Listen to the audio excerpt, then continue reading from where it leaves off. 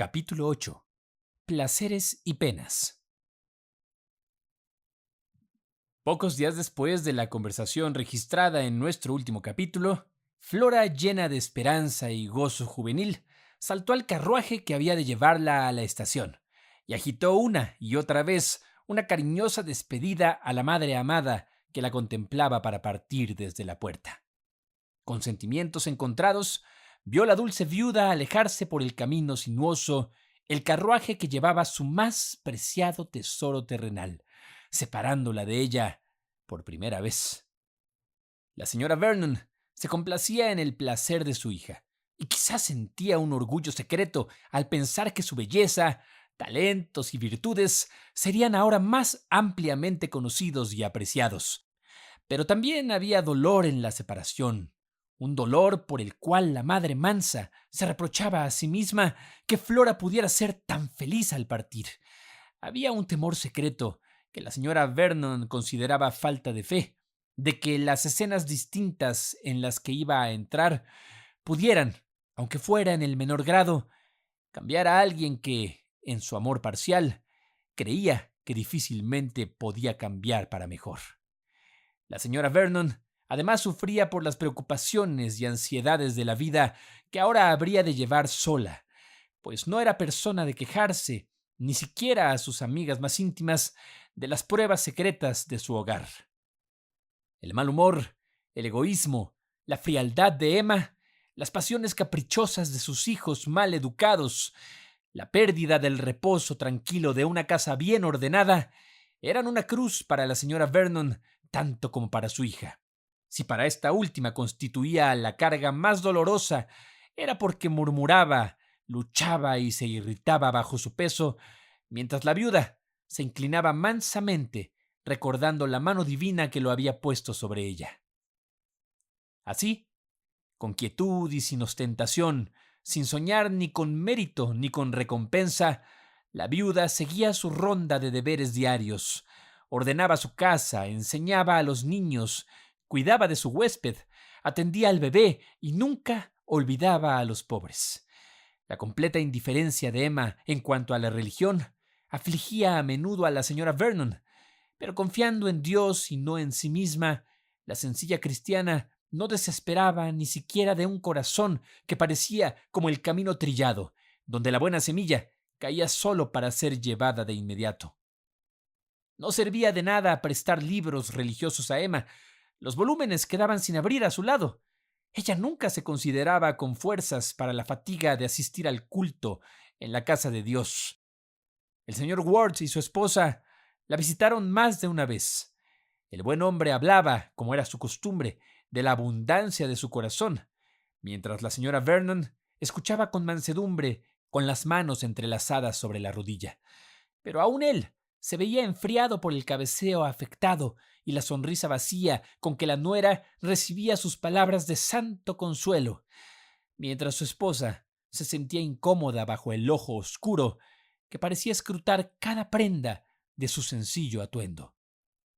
No todos soportaban con la misma paciencia que la señora Ward aquel escrutinio sobre su vestido por parte de la joven viuda, a la moda y extravagantemente ataviada. La señorita Butterfield, que tenía su propio carácter y temperamento, se irritó ante la atención minuciosa dedicada a su gran capota de ala saliente y su chal deslucido.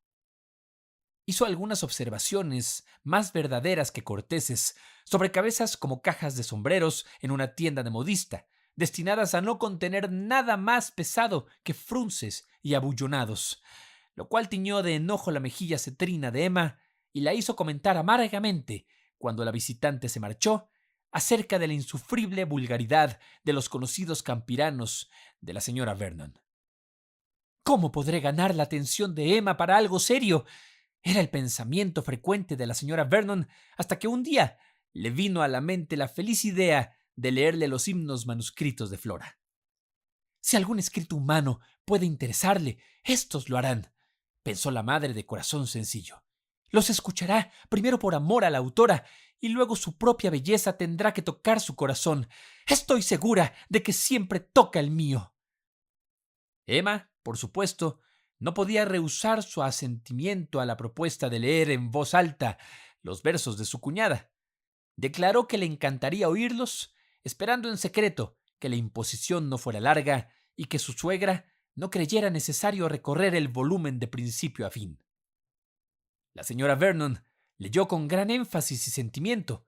Cada pensamiento conmovedor, cada idea graciosa, cobraba belleza adicional con su expresión fervorosa. Se alegró y se sintió gratificada por el profundo silencio de su oyente, y siguió leyendo y leyendo, animándose con su tema, hasta que en un himno favorito que describía la bienaventuranza de vivir para la eternidad, se le llenaron los ojos y se le desbordó el corazón, y al volverse, mientras enjugaba una lágrima agradecida para ver si Emma compartía sus emociones, la viuda dormía profundamente en el sofá. Las únicas cosas a las que Emma prestaba atención con verdadero interés eran ciertos pasajes de las cartas de Flora desde Londres. Estas, escritas para entretener a su madre en su retiro y llenas de descripciones vivas, dadas con frescura y vigor por alguien para quien todo cuanto veía era nuevo, resultaban aún para un extraño sumamente entretenidas.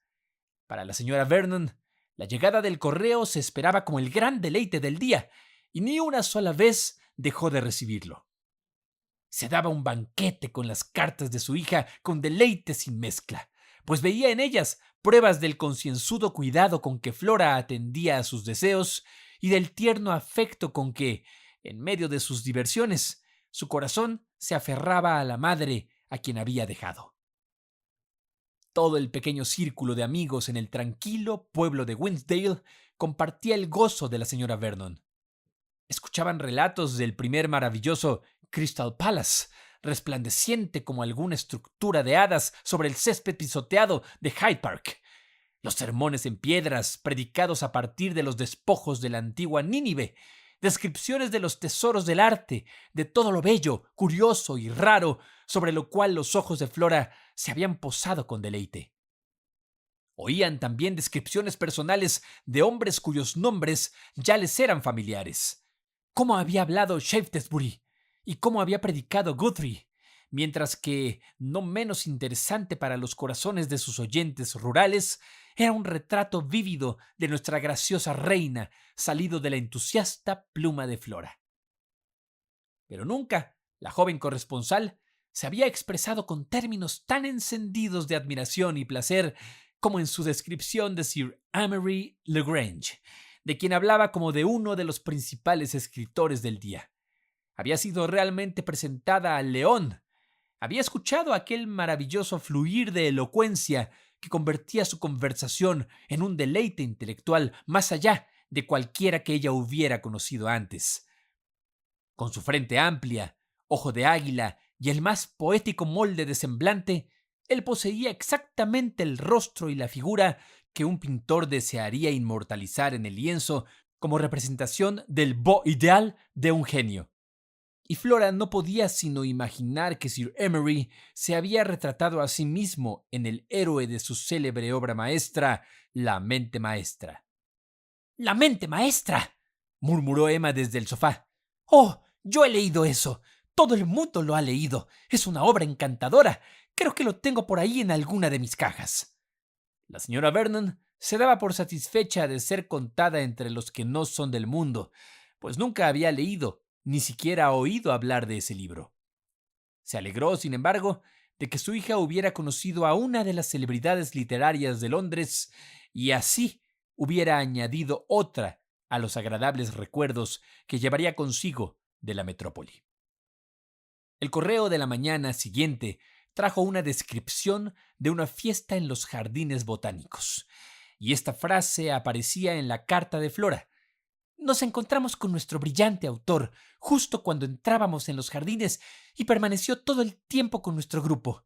Ciertamente tiene maravillosos dones de conversación, justo los que cabría esperar de un escritor cuya pluma parece mojada en los colores del arco iris y da brillo a todo lo que toca. Cuando él habla, no podemos hacer otra cosa que escuchar». «Creo, Emma», dijo la señora Vernon, «que mencionaste que tenías un ejemplar de La mente maestra contigo. Te agradecería si me permitieras leerlo. Oh, por supuesto, cuando logre ponerle la mano encima. Pero todo mi equipaje sigue siendo un solo caos, y lo que quiero siempre está en el fondo de la última caja, en la que se me ocurriría buscarlo. Pero ¿de verdad quieres ver la mente maestra? Bueno, añadió la dama con una risa afectada. Yo habría soñado antes con el señor Ward bailando una polka que contigo sentándote tranquilamente a leer una novela. La promesa de Emma de buscar la obra fue pronto olvidada por ella misma, y ni más de un recordatorio la indujo a tomarse esa ligera molestia por alguien a quien le debía la comodidad de un hogar. Las cartas posteriores de Flora apenas contenían mención alguna de Sir Emery. Ocasionalmente citaba su opinión o mencionaba algún comentario brillante suyo sobre un asunto de interés general, pero solo por esas alusiones pasajeras comprendía su madre que Flora se hallaba no pocas veces en la sociedad del león literario. La señora Vernon tenía mucho que ocupar sus pensamientos, mucho que reclamar su ansiosa atención. Ahora escuchaba con paciencia las frívolas quejas de la viuda hipocondríaca. Luego la dejaba para estar junto al lecho de muerte de una jovencita de la escuela, oír sus últimos y débiles suspiros de devoción, recibir su último mensaje de cariño para Flora. La hora siguiente hallaría a la señora Vernon sentada entre los niños, soportando su juego rudo y su ruidosa alegría, y atendiendo a su entretenimiento tan pacientemente como había atendido a las necesidades del sufriente y del moribundo. Pero el desgaste de su ánimo y la tensión sobre sus fuerzas eran demasiado para la salud de la señora Vernon. No había nadie que velara por su mejilla pálida, su paso cansado, su ojo lánguido. Nadie, al menos en su propia casa, que pensara por ella, cuidara de ella, atendiera a las comodidades de quien siempre atendía a las comodidades de los demás. Podría haber estado enferma, podría haber estado muriendo, y Emma, absorbida en sus propios cuidados egoístas, jamás habría notado que algo le pasaba. La señora Vernon extrañaba a Flora cada día más y más. Anhelaba cada vez más oír su paso ligero en la escalera, su dulce canto desde el jardín, volver a mirar aquellos ojos suaves y amorosos que solían posarse en ella con tanta ternura, con tanto cariño. Pero la señora Vernon no acortaría una visita que daba tanto disfrute a su hija. No haría ni siquiera, con la más leve alusión a su propia salud y ánimo decaídos, caer una sombra sobre ese disfrute. Le bastaba con que Flora fuera feliz, y si ella misma necesitaba consuelo y fuerza, ¿no estaba siempre abierta para el cristiano la fuente de todo consuelo y de toda fuerza?